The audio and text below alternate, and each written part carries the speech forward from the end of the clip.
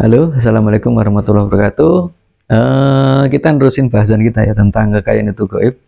Jadi kemarin ada 4 yang sudah kita bahas sampai ke vibrasi energi, walaupun itu cuma kulit-kulit luarnya aja, ya kan. Nah ini yang kelima, kita kan bahas ada 8. Yang kelima ini ada istilahnya itu balung kiri, balung sugih. Nah, balung kiri, balung sugih. Nah, balung kiri, balung sugih ini apa, ya kan, intinya. Jadi teman-teman tuh ada yang bilang gini, ini ada yang bilang gini, kalau kita punya terah atau punya keturunan, ini dari bapak kita, dari kakek itu orang-orang penting, misalkan gitu, orang-orang penting, orang-orang yang memiliki kekuasaan, orang-orang yang memiliki finansial yang bagus, misalkan itu, maka itu menurunkan gen ke kita, menurunkan balung sugih itu terhadap kita, ya kan.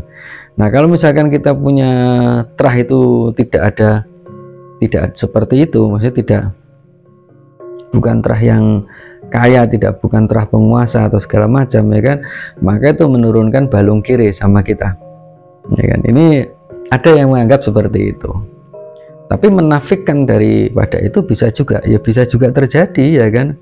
Karena sekarang ya misalkan kayak sinetron, misalkan tukang bubur naik haji gitu kan, ini ya itu kan ya seperti itu. Atau mungkin yang bercerita, wah ini dulu saya seperti ini, kemudian saya sekarang kaya seperti ini, ya kan. Nah, ini dulu saya dari keluarga yang tidak mampu, seperti itu kan. Ini ya bisa jadi benar, bisa jadi salah tentang balung kiri dan balung sugih. Tapi balung kiri dan balung sugih ini kalau misalkan saya berpikir lagi, ini adalah hubungannya dengan yang ke-6. Apa itu? Pola pikir. Jadi balung sugih itu memiliki pola pikir yang berbeda dengan balung kiri. Itu kalau menurut saya. Jadi yang ke-5 itu balung kiri atau balung sugih, ini ada sangkut pautnya dengan yang Yang ke-6 adalah pola pikir. Jadi balung sugih itu punya pola pikir yang berbeda dengan balungan kiri. Jadi balungan sugih itu misalkan gini ya, misalkan ya kan, mendapatkan uang,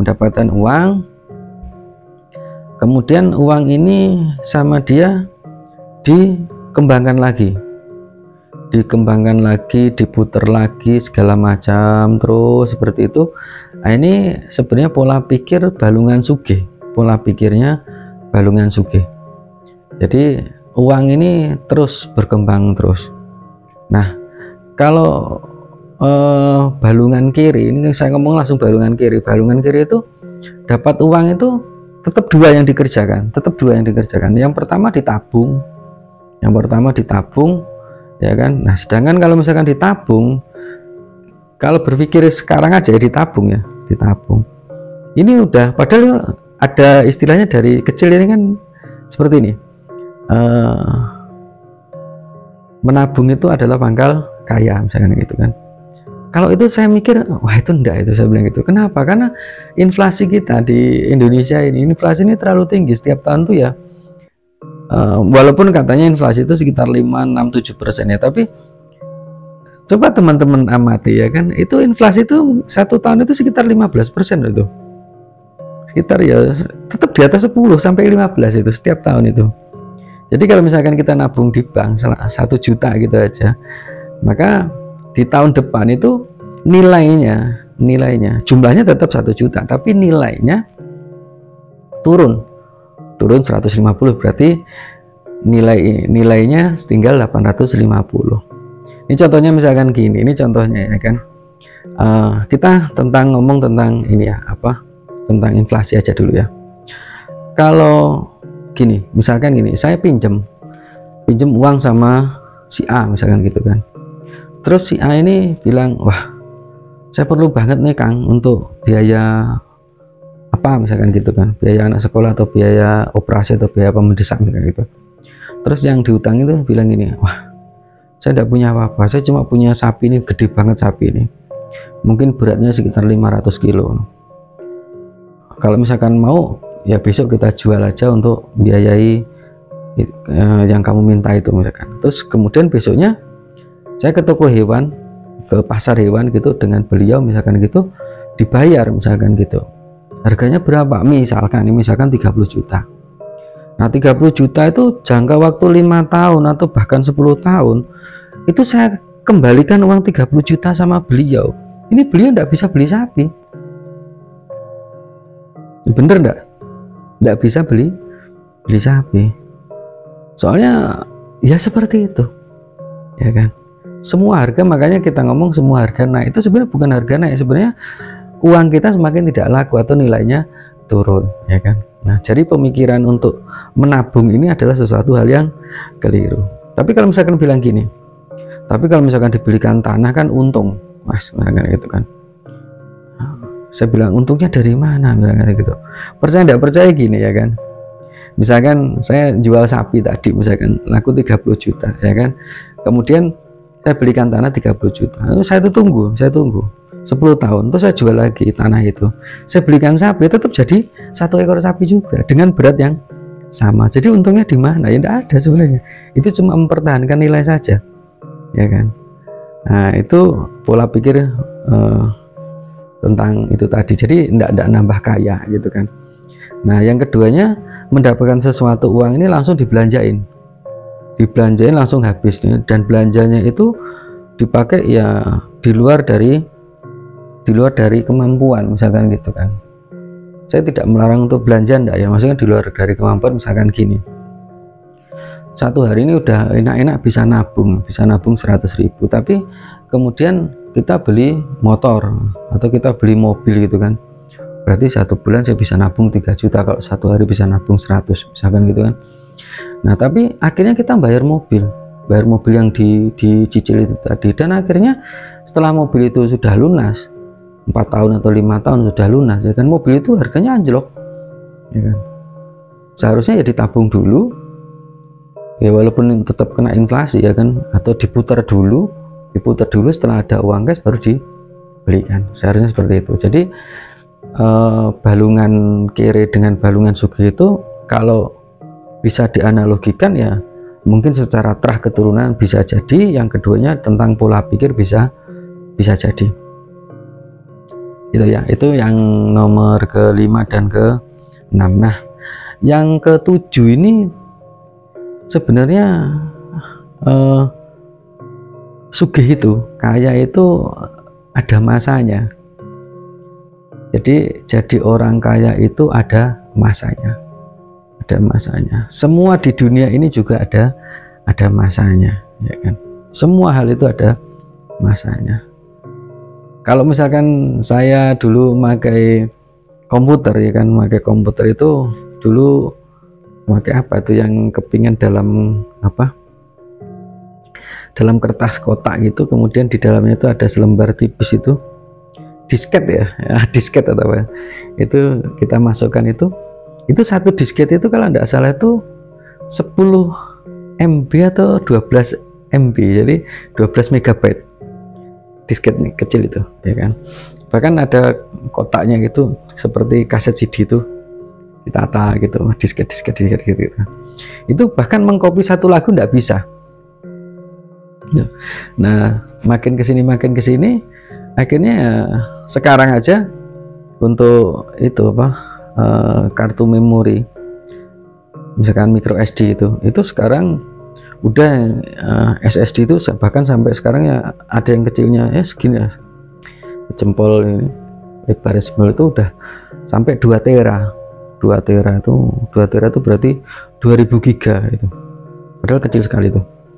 Jadi memang dunia ini selalu berubah dan kekayaan itu ada masanya. Nah masa ini tergantung daripada keperluan zaman kekayaan itu. Jadi misalkan zaman dulu orang bisa kaya karena jualan kayu misalkan gitu, jualan kayu. Zaman sekarang ya susah untuk kaya dari jualan kayu karena terkena illegal logging misalkan seperti itu.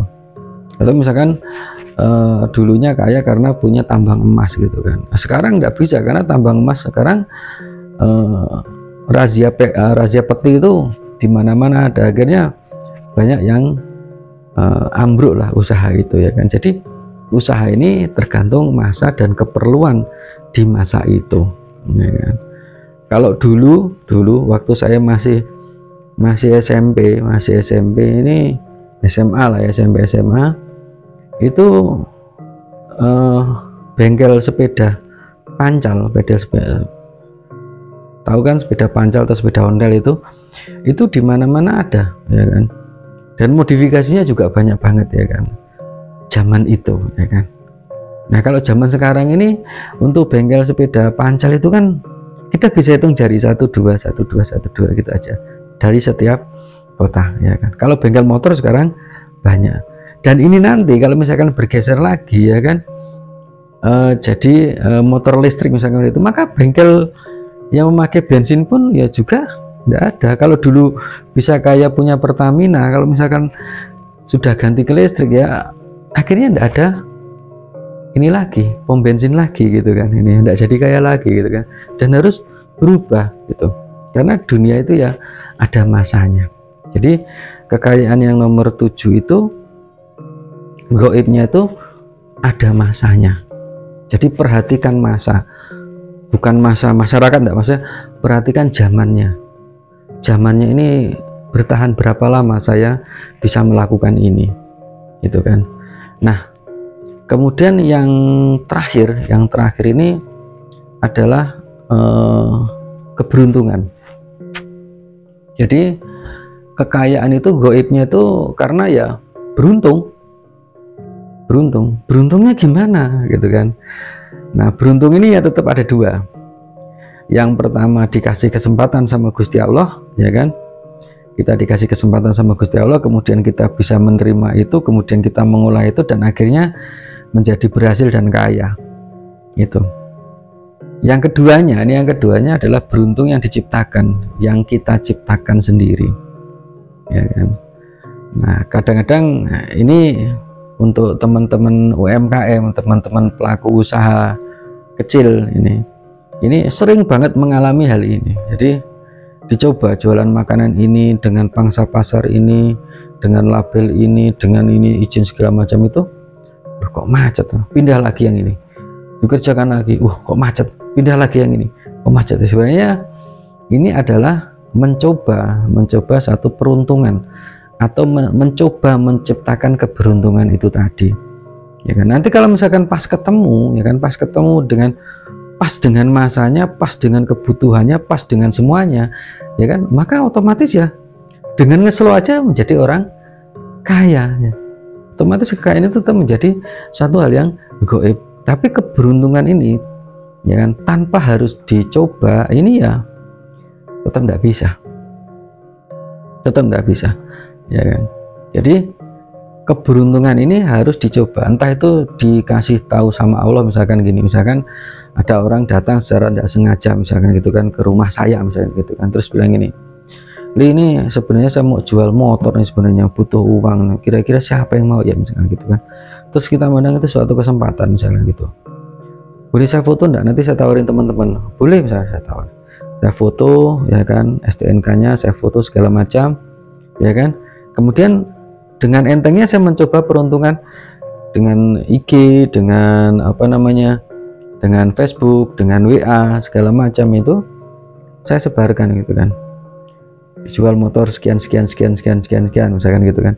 Terus nanti ada yang datang 1 2 akhirnya kita bisa melebihkan itu, dan akhirnya paling tidak mendapatkan 1 kali keberuntungan menjual motor. Kalau misalkan itu bisa, berarti kan kita udah punya satu pemikiran kan, ini kayaknya jualan motor ini saya lebih cocok misalkan gitu kan, tapi saya masih kerja di sini, tapi kan bisa saya kerjakan secara part time, atau saya kerjakan dengan waktu luang saya misalkan gitu kan, dan itu menjadi suatu kesempatan misalkan gitu, dan kita menyadari itu. Ini dengan pemantik yang trigger yang diberikan sama Allah itu tadi, ya kan. Ini bisa terjadi seperti itu, ya bisa gitu kan. Jadi keberuntungan itu sendiri sebenarnya ya tergantung dari kitanya sendiri,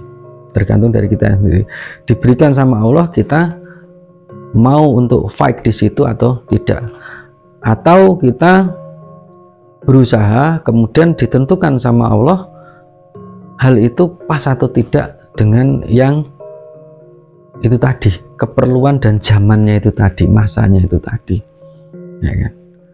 Jadi ada cerita juga kalau misalkan, wah ini di sini banyak ini limbah plastik misalkan gitu kan. Saya pernah ketemu tuh limbah plastik itu kan, karena limbah plastik akhirnya sama dia belajar untuk mengolah plastik itu menjadi kita namanya bensin ya, atau pertalit atau apa misalnya gitu, menjadi bahan bakar gitu kan.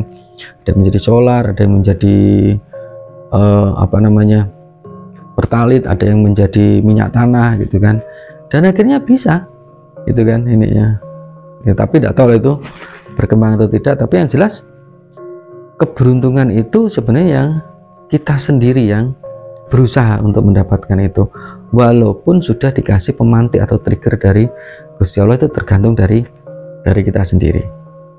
Oke teman-teman, kita di sini sampai menjadi 2 partisi ya, 2 part video mungkin ya, karena memang ini cuma kulit-kulit luarnya aja ya kan.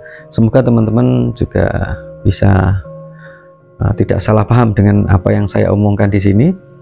Dan akhir kata, alhamdulillah, terima kasih sudah mendengarkan saya mengoceh dari awal, dari video 1 ke video 2 ini ya kan. Jangan lupa subscribe-nya juga, like dan komennya juga kita tunggu, agar kita nanti bisa menampilkan lebih banyak lagi kajian-kajian, lebih banyak lagi permasalahan-permasalahan yang di luar dari dunia kita ini.